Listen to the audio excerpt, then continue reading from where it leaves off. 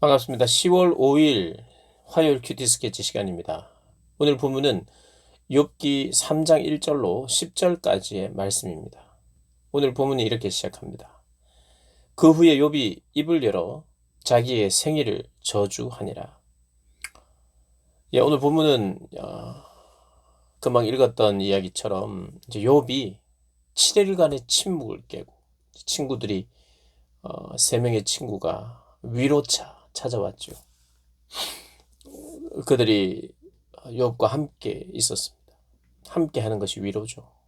여러 가지 이야기를 하기보다 욥이 너무 고통 가운데 있으니까 뭔가 함께 이야기하지 않고 7일 동안 침묵하면서 그냥 함께 있습니다. 그리고 그 7일간의 침묵 후에 입을 엽니다. 그런데 생일을 저주해요. 생일을. 본인의 생일을 저주합니다. 이 날짜가 어쩌면 욥의 생일이었을 수도 있겠다 하는 그런 추측도 해봅니다. 만약에 생일이었다면 이제까지 어, 자기의 생일날은 늘 축하를 받았을 거예요. 하나님 앞에 정말 감사했을 거예요.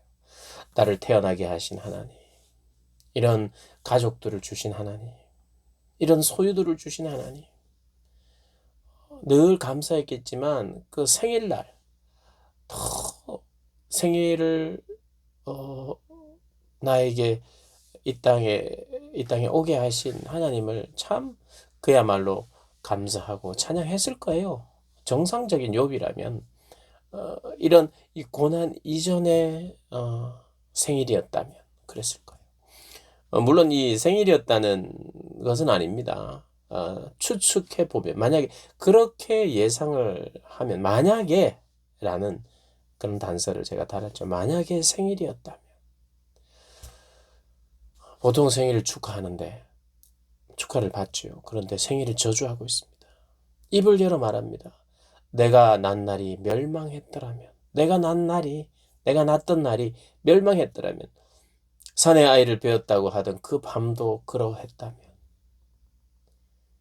그날이 캄캄하였더라면, 하나님이 위에서 돌아보지 않았더라면, 하나님이 돌아보시고, 이 생명이, 이 생산이 되지 않도록, 하나님이 돌아보시니까 생산되도록 하셨을 거 아니에요. 잉태되도록 하셨을 거 아닙니까? 이 생명이 태어나는 것이 하나님의 소관이니 하나님이 돌보지 않았다면 내가 태어나지 않았을 텐데라고 이것을 지금 또 문학 형식을 빌려서 이제 시적으로 표현하고 있어요. 참 안타까워요. 7절에 그 밤에 자식을 베지 못했더라면 우리 어머니가 자식을 베지 못했더라면 그리고 10절에는 모태의 문을 닫지 아니하여 내 눈으로 환난을 보게 하였구나. 모태의 문을 닫았더라면 혹시 임신이 다 되어서 만삭이 되었어도 결국에 모태의 문을 열지 않았더라. 잉태되지 않았더라. 우리 어머니와 아버지가 만나지 않았더라면 그런 생각까지 하는 거예요. 얼마나 고통스러웠는지 죽음보다 더 큰 고난이었다는 거예요.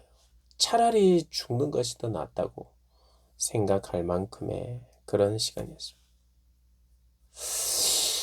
우리가 이제 이제 3장 이후로 계속해서 이제 42장까지 읽어 나갈 때요.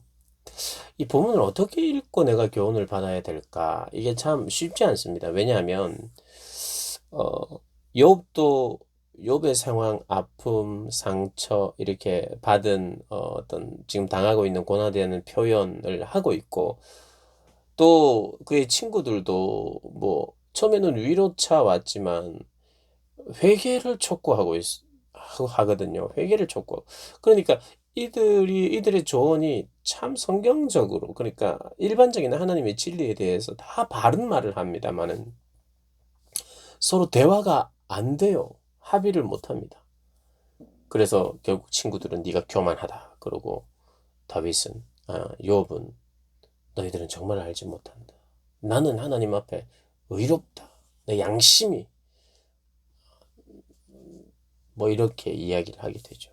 근데 그런 대화 속에서 무엇을 내가 깨닫고 교훈을 얻을 것인가가 쉽지 않아요. 그러니까 이것을 어떻게 봐? 욥의 입장을 내가 충분히 이해하면서 그렇게 이 성경을 읽어야 할지, 아니면 욥이 무엇이 부족한 건가를 내가 찾아야 할지, 이것을, 그리고 지금 오늘과 같은 고백도 그냥 단지 불신앙으로 봐야 할지, 이런 좀 헷갈림이 있어요. 뭐 헷갈리면 헷갈린다고 생각하면서 묵상하는 수밖에 없어요. 그리고 이 본문들을 보면서 욥은 이랬어야 된다. 첫 번째 이랬어야 되고 두 번째 이랬어야 되는데 그렇게 하지 못했다 지금. 이렇게 우리가 묵상하기도 쉽지 않아요. 쉽지 않습니다. 어, 이것을 보고 첫 번째 욥은 하나님에 대해서 생일을 저주하다니 그 모든 생명은 하나님이 정하신 것이고 그것이 복인데 하면서, 첫째로 여전히 생일은 감사해야 된다. 이렇게 할 수 없는 거란 말이죠.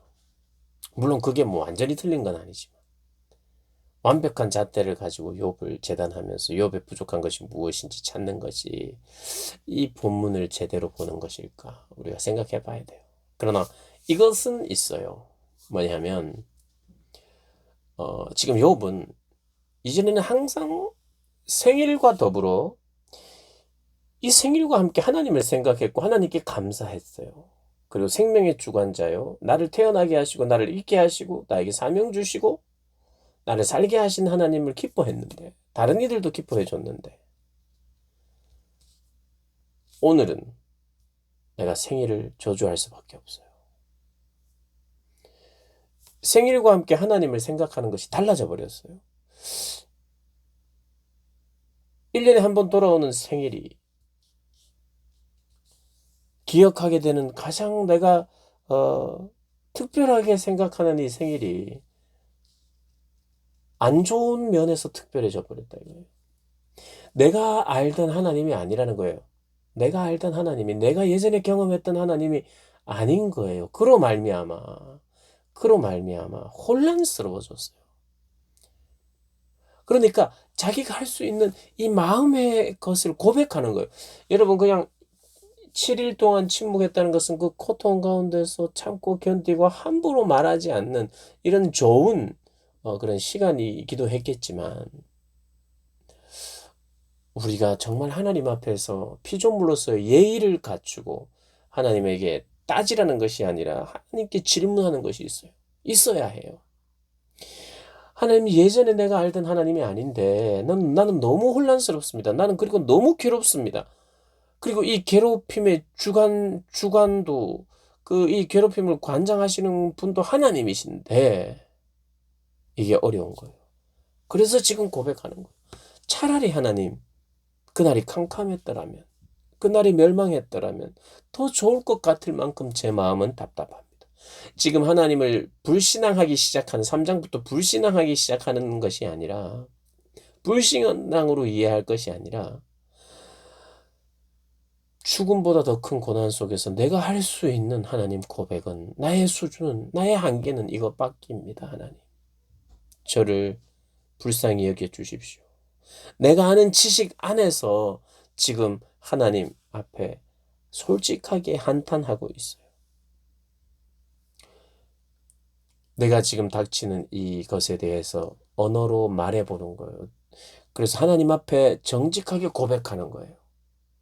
하나님 앞에 내어놓는 거예요.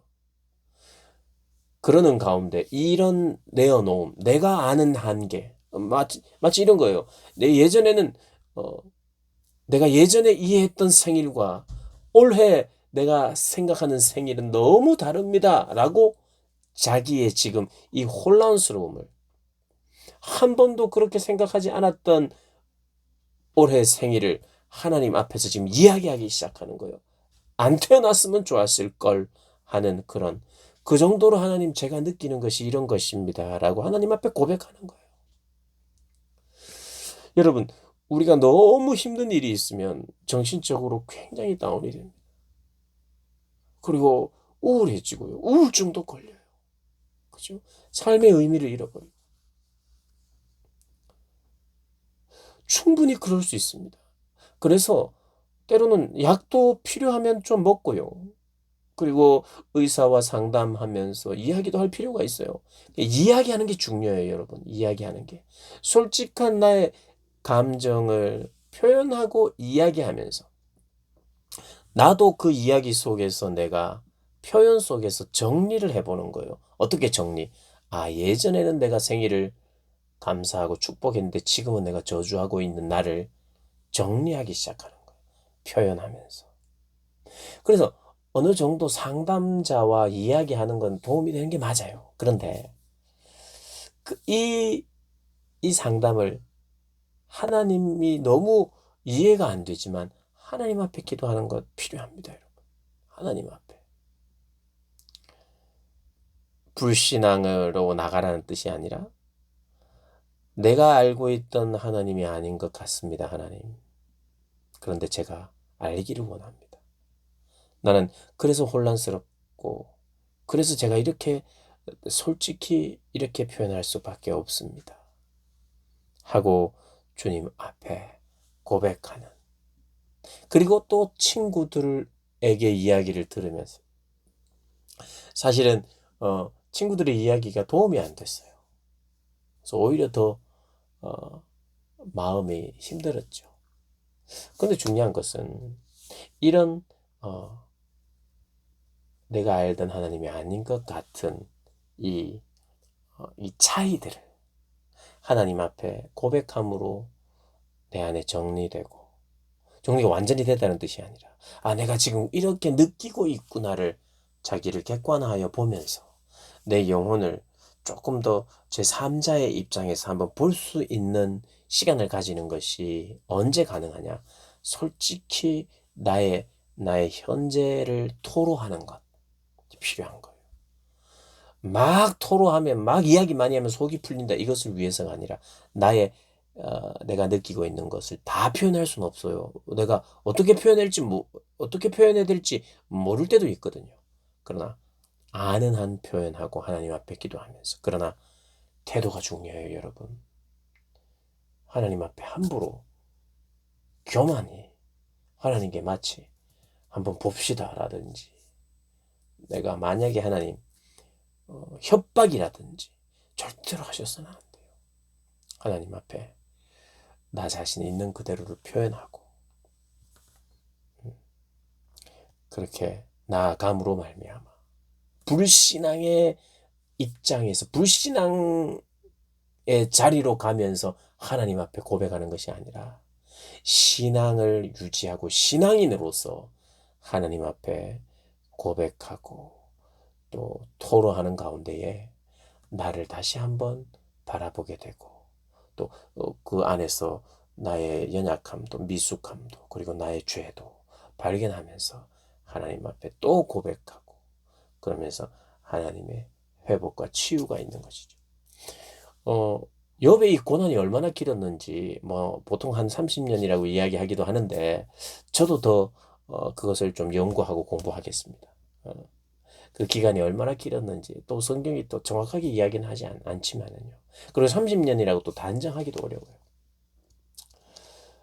얼마나 긴 기간이었는지 잘 모르지만 그러나 우리에게 닥치는 이 고난의 기간들이 이 기간들을 통해서 우리가 할 수 있는 것은 하나님을 신뢰하는 것, 그러나 나의 솔직한 내 마음에 일어나는 것들 이게 하나님 앞에 표현하기 이런 것을 통해서 내가 하나님 앞에서 더 성숙하는 그런 기회들, 나의 불순물들을 더 하나님께서 제거하시는 그런 기간들로 하나님께서 허락하실 줄 믿고 그렇게 하나님께 더 많이 나가는, 더 가까이 나가는 그런 시간으로 우리가 이 기간들을 보낸다면 하나님께서 우리를 정금같이 드러나게 하실 것입니다.